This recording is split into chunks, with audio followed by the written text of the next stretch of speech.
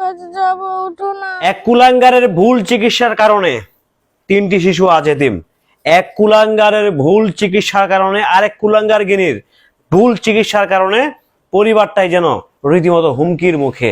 কবরের সামনে গিয়ে দুটো ছোট্ট বাচ্চা কান্না করছে, বলছে মা আমি তোমার কাছে যাব। ও মা উঠো না মা।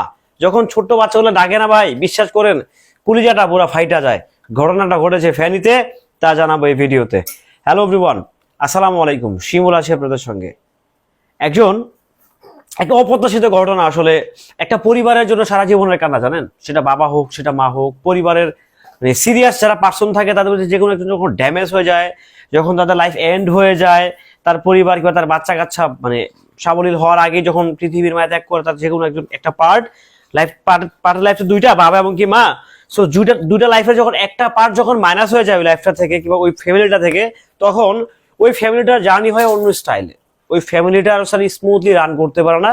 ওই পরিবারটা আর স্মুথলি, যতই আপনার অর্থনৈতিক প্রপার্টি থাকুক না কেন, যদি যে কোনো একটা যদি ডাউন হয়ে যায়, তাহলে কোনোটাকেই যেন বাঁচানো মুশকিল হয় না। সে ঠিক সেরকমই হলো নোয়াখালী ফেনীতে এক কুলাঙ্গারের ভুল সিজার চিকিৎসার কারণে আজকে একটা পরিবার রীতিমতো এতিম, প্রায় দুইটা ছোট্ট ফুটফুটে সন্তান। আপনারা চিন্তা করেন তো একটাবার, যখন কোনো বাচ্চা তার মায়ের কবরস্থানের সামনে দাঁড়িয়ে, তার মায়ের কবরের সামনে দাঁড়িয়ে বলতেছে মা আমি তোমার কাছে যাব, উঠো না মা উঠো না। কেমনটা লাগে ভাই, ভাবেন তো কেমনটা লাগে। আসলে আমাদের সকলকে তো মৃত্যুবরণ করতে হবে, ডেফিনেটলি সবাইকেই মৃত্যুর স্বাদ গ্রহণ করতে হবে। কুল্লু নাফসিন জায়গাতুন মউত, আনডাউটলি মরতে হবে। এর থেকে বাঁচার কোনো অপশন নাই। সারা পৃথিবীর যত প্রপার্টি আছে, সারা পৃথিবীর যত অস্ত্র, ধন দৌলত, স্বর্ণ, হীরা, যুক্তা, মহরত, সোনা, রূপা যা আছে, টাকা পয়সা, ক্যাশ ক্যাপিটাল দিয়েও আপনি আপনার লাইফের জন্য 1 সেকেন্ড, ন্যানো সেকেন্ড হায়াত পারচেস করতে পারবেন না।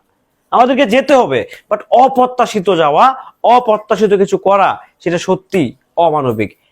শোনা গেছে এই নোয়াখালীর ফেনী যে হাসপাতালে একজন মা ভুল সিজার চিকিৎসার কারণে মারা গেছে, সেই হাসপাতালে নাকি বেশ কয়েকবারই এরকম অপ্রত্যাশিত ঘটনাগুলো ঘটছে।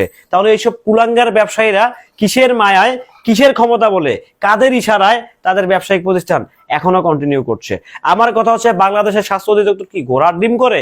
তারা কেন দেখে দেখে লাইসেন্স দিচ্ছে না? আর কিভাবে তাদের চোখ ফাঁকি দিয়ে বাংলাদেশের বিভিন্ন প্রত্যন্ত গ্রাম অঞ্চলে বিভিন্ন ক্লিনিকের নামে ডাকাতি ব্যবসা, চিকিৎসার নামে ভুল চিকিৎসা করে দিয়ে একটা পরিবারকে, এরকম একটা না ভাই, কয়েকটা পরিবার নিঃস্ব হয়ে গেছে ওই হাসপাতাল থেকে। শুধু নোয়াখালীর কথা বললাম, বাংলাদেশের প্রত্যেকটা জেলার বিশ্বাস করেন একই